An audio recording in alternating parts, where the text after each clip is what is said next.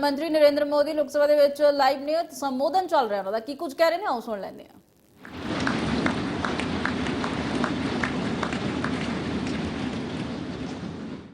गुलामी के जंजीरों ने उसके एस्पिरेशंस को दबोच के रखा था।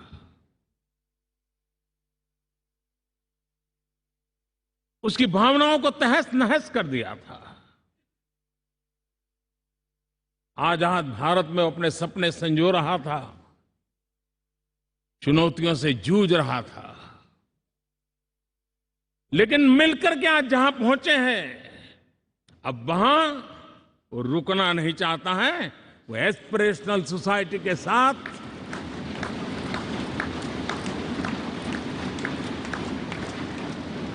नए लक्ष्य गढ़ना चाहता है।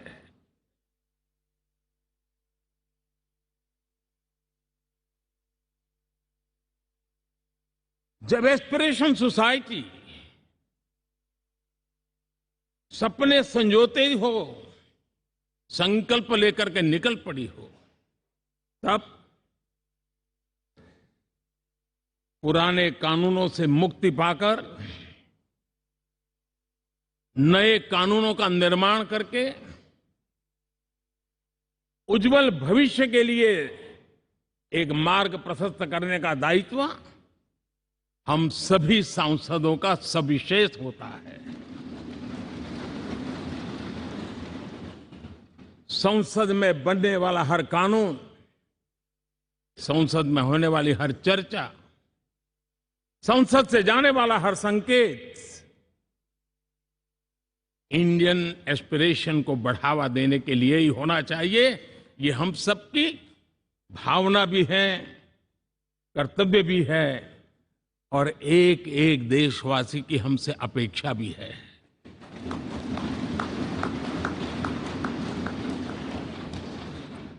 हम जो भी रिफॉर्म करें उसके मूल में इंडियन एस्पिरेशन सबसे सर्वोच्च पद पर होना चाहिए, प्राथमिकता पर होना चाहिए।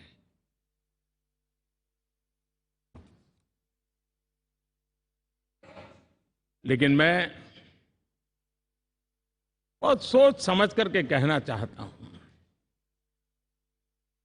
क्या कभी छोटे कैनवास पर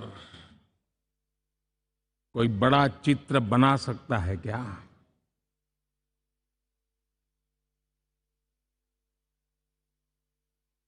जैसे छोटे कैनवास पर बड़ा चित्र नहीं बन सकता, वैसे हम भी अगर हमारे सोचने के कैनवास को बड़ा नहीं कर सकते तो भव्य भारत का चित्र भी हम नहीं अंकित कर सकते।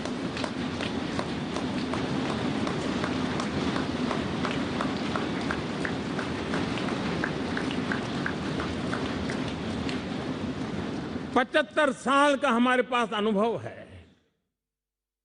हमारे पूर्वजों ने जो कुछ भी रास्ते बनाए उससे हमने सीखा है। हमारे पास एक बहुत बड़ी विरासत है। इस विरासत के साथ अगर हमारे सपने, हमारे संकल्प जुड़ जाए, हमारा सोचने का दायरा बदल जाए, हमारा कैनवास बड़ा हो जाए, तो हम भी उस भव्य भारत के चित्र को अंकित कर सकते हैं, उस तस्वीर का खाका खींच सकते हैं, उसमें रंग भरने का काम हम भी कर सकते हैं और आने वाली पीढ़ी को वो भव्य दिव्य मां भारती के हम उनको सुपुर्द कर सकते हैं। दोस्तों,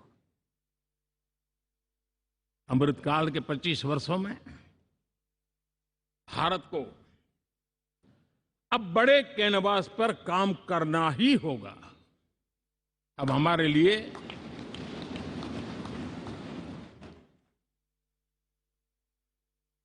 छोटी छोटी चीजों में उलझना वो वक्त चला गया है। हमें आत्मनिर्भर भारत बनाने के लक्ष्य को सबसे पहले परिपूर्ण करना चाहिए और हमसे शुरुआत होती है, हर नागरिक से शुरुआत होती है। और आज दुनिया में भी एक समय ऐसा था कि लोग मुझे कहते थे, हमारे बड़े बड़े बुद्धिजीवी और अर्थशास्त्री लिखते थे कि मोदी आत्मनिर्भर की बात करता है तो मल्टीलेटरिज्म के सामने चुनौती तो बन नहीं जाएगा। ग्लोबल इकोनॉमी के जमाने में ठीक तो नहीं होगा, लेकिन 5 साल के भीतर भीतर देखा दुनिया भारत के आत्मनिर्भर मॉडल की चर्चा करने लग गई है।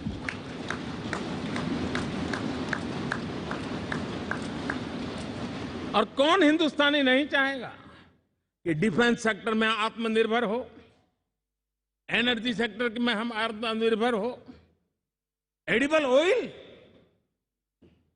क्या इस देश को आत्मनिर्भर नहीं होना चाहिए? कृषि प्रधान देश हम कहते हैं, खाने का तेल क्या अब देश बाहर से लाएगा? बहुत समय की मांग है कि हमें आत्मनिर्भर भारत को संकल्प को पूरा करना, ये हम सबका दायित्व है। उसमें दल आड़े नहीं आते हैं, सिर्फ दिल चाहिए, देश के लिए चाहिए।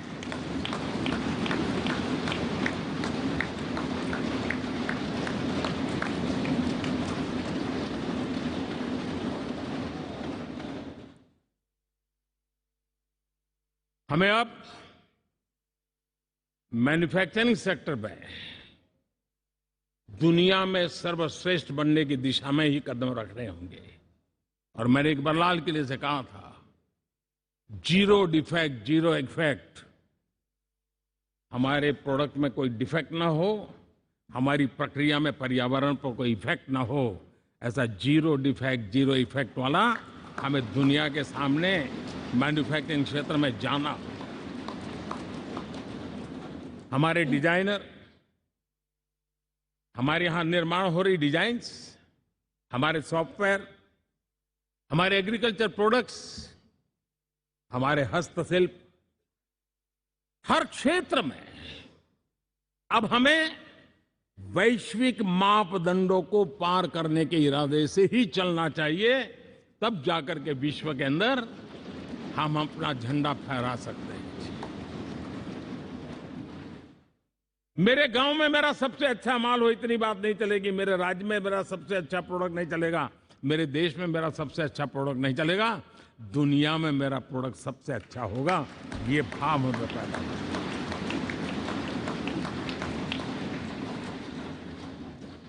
हमारी यूनिवर्सिटीज दुनिया के अंदर टॉप रैंकिंग में आए, अब इसमें हमें पीछे नहीं रहना है। हमारे शिक्षा जगत को नई नेशनल एजुकेशन पॉलिसी मिली है, एक खुलापन है, सर्व स्वीकृत बनी है, उसके सहारे अब हमें चल पड़ना है।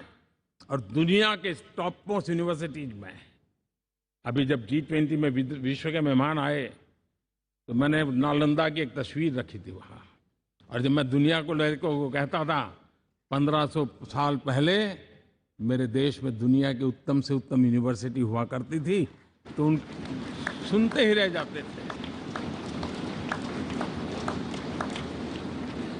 लेकिन हमें उसे प्रेरणा लेनी है, पर प्राप्त तो अभी करके रहना है, ये हमारा संकल्प होना चाहिए।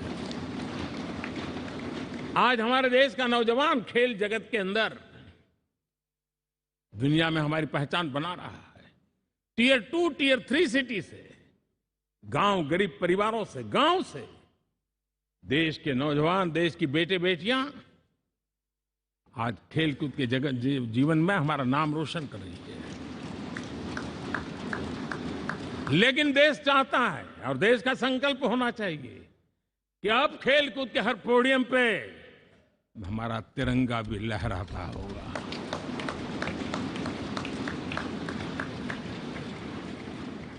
हमें अब पूरा हमारा दिमाग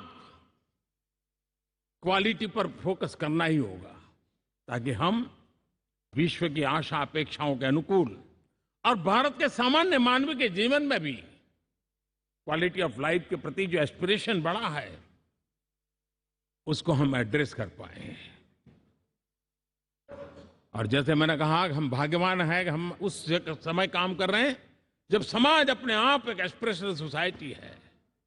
हमारा और भी एक भाग्य है कि हम उस समय हैं जब हिंदुस्तान युवा देश है। हम दुनिया में सबसे ज्यादा जन आबादी वाला तो देश बने ही हैं, लेकिन सबसे बड़ी आबादी, उसमें भी सबसे युवा, ये पहली बार हुआ है।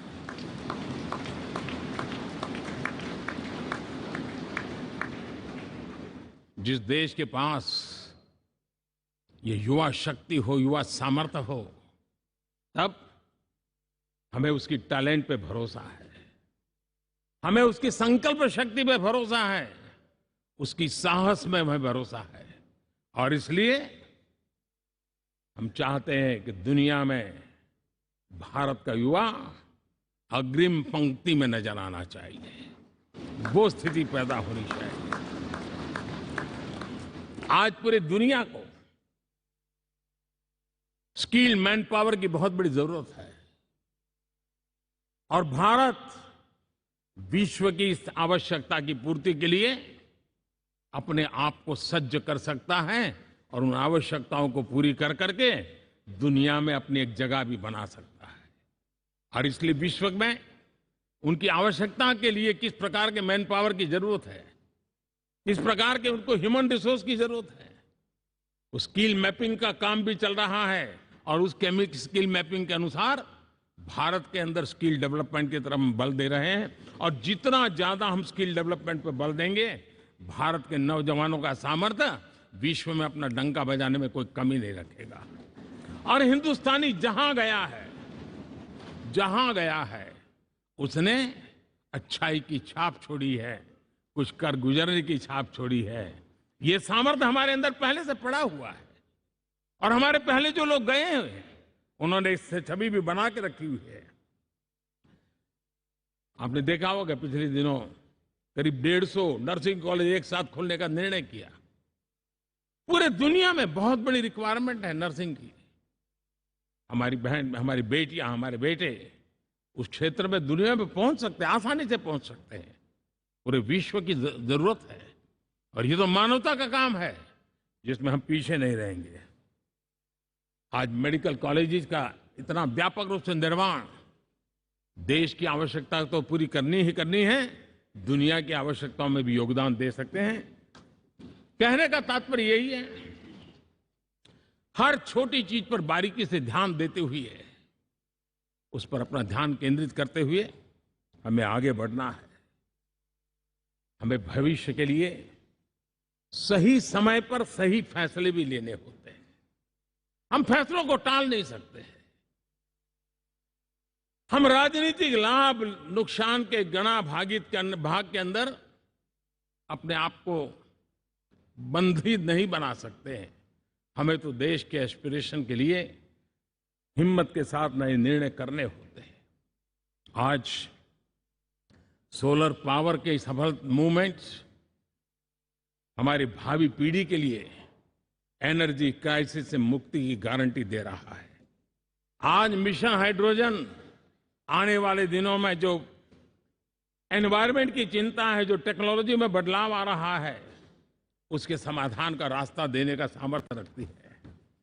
आज हमारा सेमीकंडक्टर जिस प्रकार से जीवन चलाने में हमारे हृदय की जरूरत रहती है, वैसे ही आज हमारी टेक्नोलॉजी चिप्स के बिना चल नहीं सकती और सेमीकंडक्टर उसके लिए बहुत अनिवार्य है।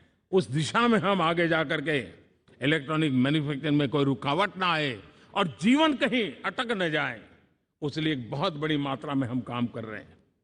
जल जीवन मिशन, हर जिले में 75 अमृत सरोवर, हमारी भावी पीढ़ी को, हमारे बच्चे उनको कभी पानी के बिना तरसना न पड़े, इसकी चिंता हम आज कर रहे हैं। विश्व के बाजार में हमारा हर व्यापार कारोबार पहुंचे, कॉम्पिटिटिव ताकत के साथ खड़ा रहे, लॉजिस्टिक सिस्टम को और अधिक कम खर्च वाला बनाना, एफिशिएंट बनाना, उस दिशा में हम बहुत नीतियां लेकर के चल रहे हैं। आज समय की मांग है कि भारत का एक ऐसा भारत का हम निर्माण करें। नॉलेज, इनोवेशन, ये समय की मांग है और दुनिया में हमें अग्रिम पंक्ति में जाने का ये रास्ता भी है। और इसीलिए पिछले हमने समय नेशनल एजुकेशन पॉलिसी के साथ साथ टेक्नोलॉजी के बढ़ावे के लिए हमने रिसर्च और इनोवेशन का एक कानून भी पारित किया है, ताकि हमारे देश के नौजवानों को इस इनोवेशन के और चंद्रयान-3 की सफलता के बाद देश के नौजवानों के मन में विज्ञान की तरफ आकर्षण बढ़ रहा है। हमें मौका गंवाना नहीं है। हमारी युवा पीढ़ी को हमने रिसर्च और इनोवेशन के लिए पूरे अवसर देने हैं और इस इकोसिस्टम को बनाने के लिए हमने एक उज्जवल भविष्य के निर्माण की नींव रखी है। आदरणीय बंधुगण, सामाजिक न्याय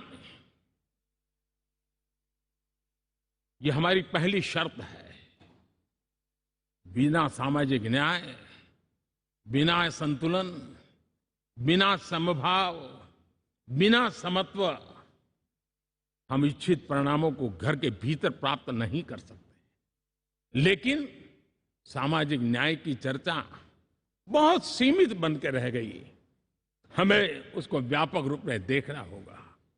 हम किसी गरीब को कोई सुविधा दें, किसी समाज में दबे कुचले व्यक्ति को कोई सुविधा दें, वो तो सामाजिक न्याय की एक प्रक्रिया है। लेकिन उसके घर तक पक्की सड़क बन जाए ना, वो भी सामाजिक न्याय के लिए उसको मजबूती देती है। उसके घर के नजदीक में बच्चों के लिए अगर स्कूल खुल जाए तो वो भी उसको सामाजिक न्याय की मजबूती देती है। उसको बिना खर्च अगर आरोग्य में समय की जरूरत पड़े वो मिले, तब जाकर के सामाजिक न्याय की मजबूती मिलती है। और इसलिए जिस प्रकार से समाज व्यवस्था में सामाजिक न्याय जरूरत है, वैसा ही राष्ट्र व्यवस्था में सामाजिक न्याय की आवश्यकता है। अब देश का कोई हिस्सा पीछे रह जाए, अविकसित रह जाए, ये भी सामाजिक न्याय के खिलाफ है। दुर्भाग्य से देश का पूर्वी इलाका, भारत का पूर्वी भाग जो समृद्धि से भरा हुआ है, लेकिन वहां के नौजवानों को रोजगार के लिए दूसरे इलाके में जाना पड़ रहा है। ये स्थिति हमें बदलनी है। हमारे देश के उस पूर्वी भाग को, इलाका को समृद्ध बना करके सामाजिक न्याय की मजबूती भी हमने देनी है। असंतुलित विकास, शरीर कितना भी स्वस्थ क्यों न हो, लेकिन एक उंगली को भी अगर लकवा मार गया है तो शरीर स्वस्थ नहीं माना जाता है।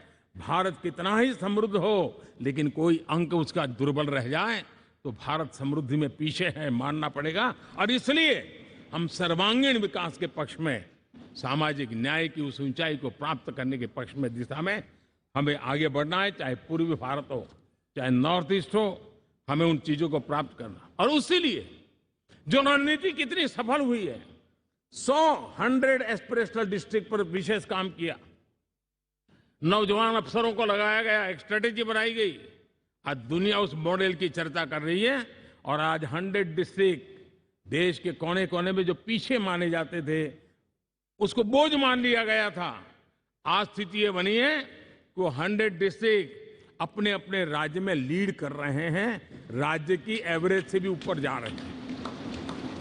और इस सफलता को देख करके, सामाजिक न्याय की इस भावना को मजबूत करते हुए 100 डिस्ट्रिक्ट में से आगे बढ़ करके अब जमीनी स्तर पर ले जाने के लिए 500 ब्लॉक तक उनको एस्पिरेशनल डिस्ट्रिक्ट ब्लॉक के नाते आइडेंटिफाई करके उसको मजबूती करने देने का काम चल रहा है।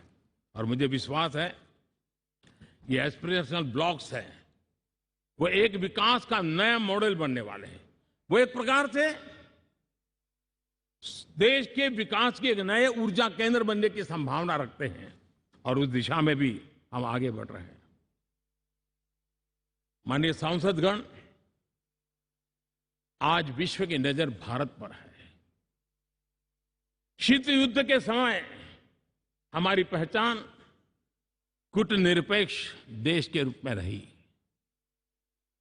उस समय की जो जरूरत थी, उसके जो लाभ होने थे, उस समय से हम गुजरे हैं। लेकिन अब भारत का स्थान कुछ और बना है और इसलिए उस समय कूटनिरपेक्ष की अवस्था आवश्यक होगी। आज हम उस नीति को लेकर के चल रहे हैं, जिस नीति को अगर हमें पहचानना है तो विश्व मित्र के रूप में हम आगे बढ़ रहे हैं। हम दुनिया से मित्रता कर रहे हैं, दुनिया हमारे में मित्र खोज रही है। ये शायद विश्व में एक भारत ने और दूरी नहीं, हो सके उतनी निकटता, उस रास्ते पर चल करके भी हम अपने विश्व मित्र के रूप में भाव आज सफलतापूर्वक आगे बढ़ा रहे हैं। और मुझे लगता है कि इसका लाभ आज भारत को हो रहा है। भारत आज दुनिया के लिए एक स्टेबल सप्लाई चेन के रूप में उभर रहा है और आज विश्व की ये जरूरत है और उस आवश्यकता की पूर्ति करने का काम G20 में भारत ग्लोबल साउथ के आवाज बनकर के उभरा है।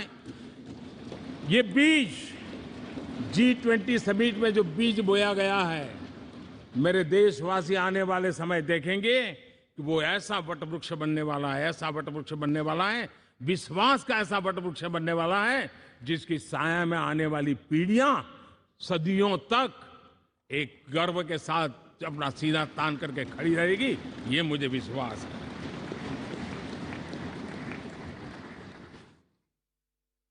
इस G20 में एक बहुत बड़ा काम हमने किया है, बायोफ्यूल अलायंस का। हम विश्व के नेतृत्व करते रहे, दिशा दे रहे हैं और विश्व को बायोफ्यूल अलायंस में दुनिया के सभी देश देखते ही देखते उसकी सदस्यता ले रहे थे और एक बहुत बड़ा आंदोलन खड़ा होने जा रहा है और जिसका नेतृत्व ये हमारा भारत कर रहा है। छोटे